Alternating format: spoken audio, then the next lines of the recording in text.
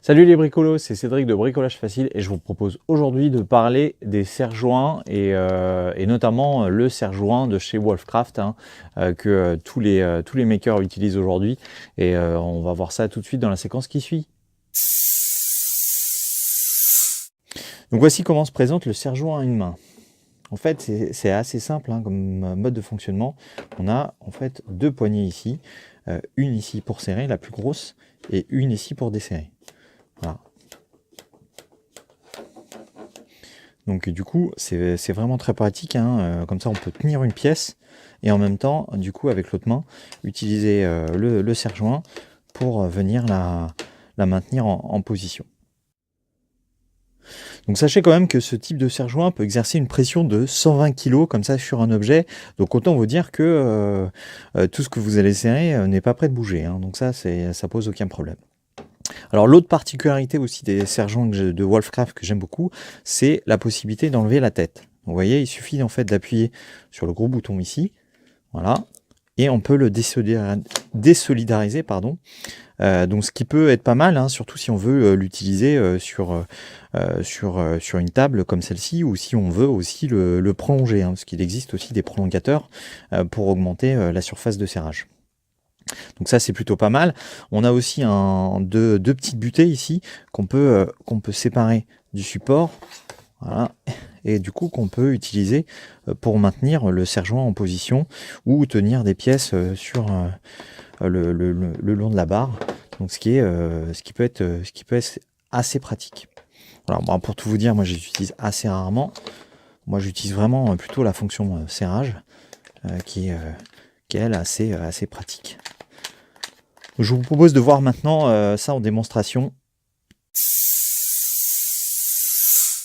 Voyons maintenant une petite démonstration. Donc imaginons que je souhaite en fait fixer ces deux parties de bois là, comme ceci, pour pouvoir les fixer. Donc si je la tiens pas, cette planche elle va bouger. Donc ce que je vous propose de faire, c'est justement d'utiliser le serre-joint. Hop, on va le voir ici. Donc là, je vais la placer plutôt par là. Le placer en position, donc je vais le mettre bien aligné pour les fixer correctement.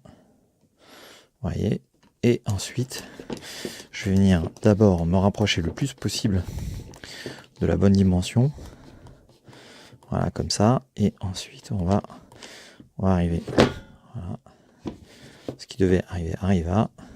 Je vais le maintenir, je vais le mettre bien comme ça, et vous voyez, avec l'autre main je vais venir serrer la pièce, et là les deux pièces sont pas prêtes de bouger. Donc je peux mettre un autre serre-joint de l'autre côté pour le maintenir, mais déjà avec un seul serre-joint, je peux commencer à fixer les deux pièces ensemble et je peux vous garantir qu'elle ne va pas bouger. Pour desserrer, c'est la même chose, on va appuyer sur la poignée jaune, hop, on va desserrer d'un coup, voilà, ça va écarter le serre-joint et il n'y a plus qu'à l'enlever.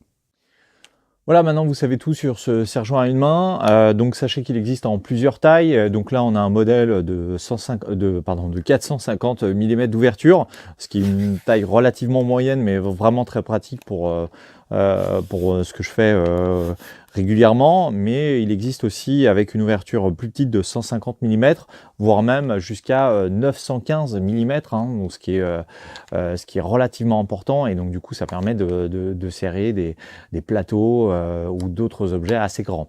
Voilà, donc j'espère que cette vidéo vous a plu. N'hésitez pas à vous abonner à ma chaîne et à mettre un petit pouce bleu pour me soutenir. Et dans tous les cas, je vous dis à très bientôt pour une nouvelle vidéo. Salut!